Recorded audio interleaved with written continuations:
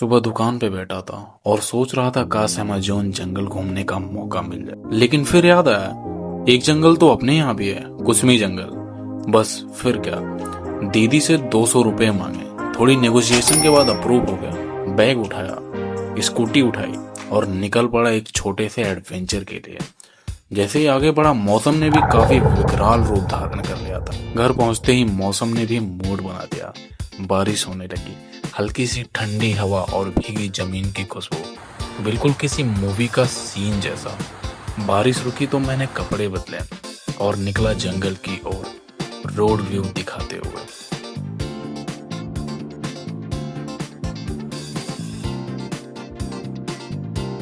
रास्ते में जो हवा लगी वो ऐसा लगा जैसे स्ट्रेस फ्री मोड ऑन हो गया हो। ये गोरखपुर है भाई, जिसका नाम सिर्फ नक्शे पर नहीं, देश की राजनीति और आस्था दोनों में घुसता है। योगी आदित्यनाथ जी का शहर, जहां गोरखनाथ मंदिर सिर्फ एक मंदिर नहीं बल्कि लाखों लोगों की श्रद्धा और विश्वास का केंद्र है। जंगल शुरू होते ही हमें मिलती है काफी शानदार हरियाली, और इस हरियाली में हमारे नेटवर्क शून्य हो जाते हैं। और यहाँ बगल में भुट्टे के ठेले लगाते हुए दुकान भी काफी सुंदर दिखाई पड़ते हैं, और इनके भुट्टे काफी टेस्टी होते हैं, जो कि नींबू और नमक लगा के बड़े ही प्रेम भाव से खिलाते हैं।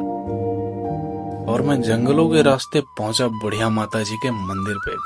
शांत जगह, हर पेड़ जैसे कुछ कह रहे हो। थोड़ी देर में मेरा कजिन भी आ गया।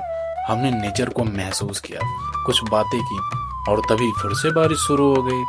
पर इस बार डर नहीं लगा, क्योंकि जब अंदर सुकून हो तो बाहर की बारिश भी रोमांटिक लगती है।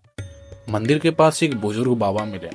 उन्होंने एक छोटी सी कहानी सुनाई कि पहले ये जंगल कितना गहरा और डरावना होता था।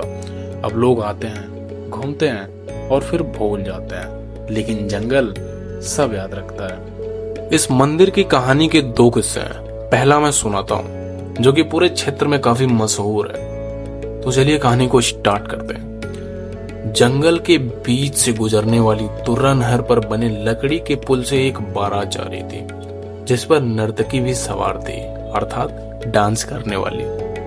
पुल पार करने से पहले बुढ़िया माई ने नर्तकी से नृत्य करने को कहा, अर्थात उन्होंने बोला कि मुझे भी डांस करके दिखा दो, बड़ा अच्छा लगता है जब तुम नाचती हो। जिस पर बारातियों ने देर होने की बात कहकर उनका मजाक उड़ाते हुए कहा, ए बुढ़िया, बूढ़ी हुई शरीर, झुकी हुई पीठ लेके टूटे हुए दांतों के साथ क्या डांस देखेगी? जा जा जा, नाती पोते खिला, बुढ़िया कहीं की, लाठी के बिना चला तो जाता नहीं, आई है डांस देखने। ऐसा मजाक उड़ाते हुए बारातियों ने अपना रास्ता पकड़ लिया। उसी बारातियों में एक जोकर भी था। उस जोकर ने बुढ़िया माई को नाच के दिखाया, नृत्य करके दिखाया। बुढ़िया माता खुश हो गई। बुढ़िया माई ने जोकर से बोला, बेटा जब बारात वापस आएगी तब तू पुल सबसे पहले पार करेगा।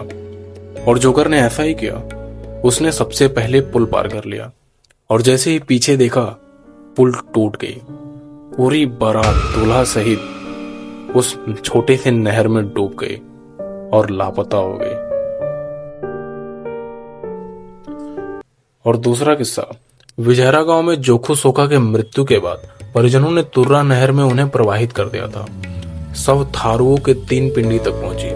बुढ़िया माई अवतरित हुई और उन्होंने जोखू सोखा को जिंदा कर दिया। जोखू सोखा ने उसके बाद वहीं पूजा करनी स्टार्ट कर दी, और बुढ़िया माई को जिस रूप में देखा था उसी रूप में मूर्ति स्थापित करवा दी, और वहां पे एक मंदिर बनवा दिया, जो कि आज भी यहीं पे स्थित है। जय बुढ़िया माता।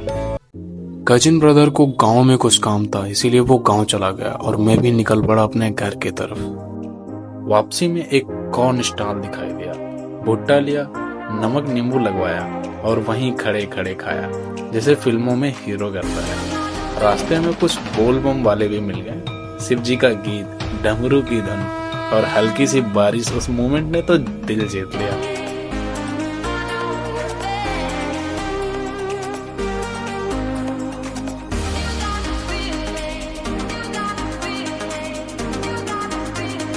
हर मोड़, हर सड़क कुछ कहती है।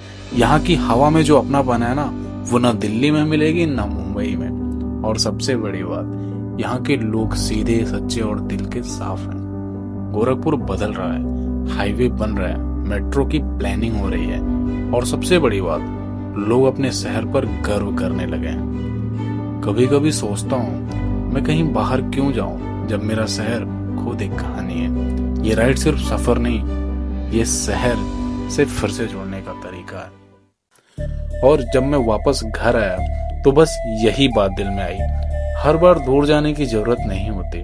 कभी कभी सुकून पास के जंगल में भी मिल जाता है। अपना कुस्मी जंगल, अपना अमेज़न। अगर आपको भी लगता है कि नेचर कहीं दूर नहीं, बस नजरिया चाहिए, तो कमेंट कर देना। मिलते हैं नेक्स्ट ब्लॉग में, तब तक याद रखना